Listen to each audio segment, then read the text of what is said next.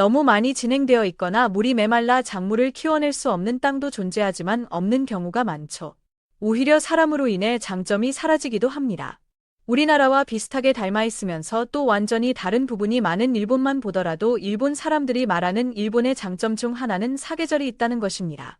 한국을 포함해 지구에 존재하는 많은 나라는 일본처럼 사계절을 갖고 있기 때문에 이것을 왜 일본만의 장점이라 말하는지 공감하지 못하죠.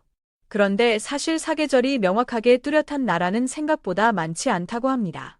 여름인데도 한국 가을만큼이나 시원한 나라도 존재하고 겨울인데도 한국 봄이나 가을 혹은 여름 날씨인 것처럼 따뜻하거나 덥기까지 한 나라가 존재합니다.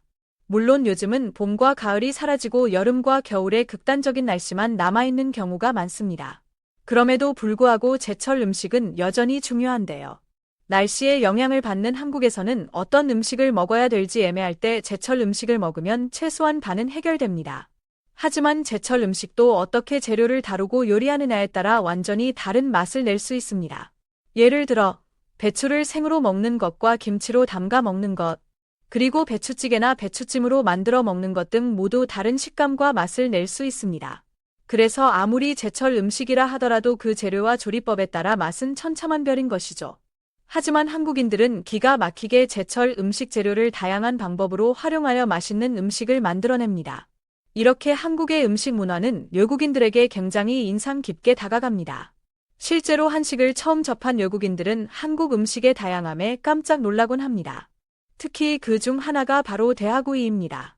대하는 보통 9월부터 12월까지 제철로 불리며 찜, 구이, 튀김, 전 등 여러 가지 방법으로 즐겨 먹습니다. 대하는 갑각류의 일종으로 연안과 깊은 바다를 오가며 생활하는 몸집이 큰 대형 새우입니다. 대하를 굽는 방식도 아주 독특한데 한국에서는 소금을 넉넉히 깔고 그 위에 대하를 올려 구워 먹습니다. 소금이 대하에 스며들면서 짭짤한 맛이 나는 이 방식은 외국인들에게는 처음에는 상당한 충격을 주기도 합니다. 새우를 구워 먹는 나라는 많지만 대부분은 그릴에 굽거나 프라이팬에 기름을 두르고 구워 먹거나 튀겨서 먹습니다. 그러나 한국처럼 소금을 깔고 대하를 굽는 나라는 흔하지 않죠. 많은 외국인들은 처음에는 소금이 너무 짠다는 이유로 대하구이를 거부하지만 한 입 먹어보면 그 맛에 완전히 반하게 된다고 합니다. 소금이 대하의 수분을 빨아들여 굽는 이 방식은 맛의 깊이를 더해주기 때문에 대하구이만큼은 다른 일반 새우로 대체하기 어려운 맛을 냅니다. 그럼에도 불구하고 대하구이를 소금에 구워 먹는 것이 익숙한 한국인들에게는 너무나 자연스러운 방법이지만 외국인들에게는 여전히 신기하게 다가오는 요리법입니다. 물론 대하를 쪄 먹든 구워 먹든 튀겨 먹든 모두 맛있습니다. 그러나 대하구이만큼 그 맛이 독특한 방식은 없죠. 처음에는 거부감을 보였던 외국인들도 한 입 먹고 나면 그 맛에 매료되곤 합니다. 그러나 한국 음식에 대한 또 다른 흥미로운 점은 외국인들이 한국 음식은 맵고 짠 음식이라고 인식하고 있다는 것입니다. 실제로 한국인이 해외에 나가면 오히려 그 나라의 음식들이 너무 짜서 먹지 못하는 경우가 많습니다. 일본만 가도 짜거나 싱거워서 입맛에 맞지 않는 경우가 많죠.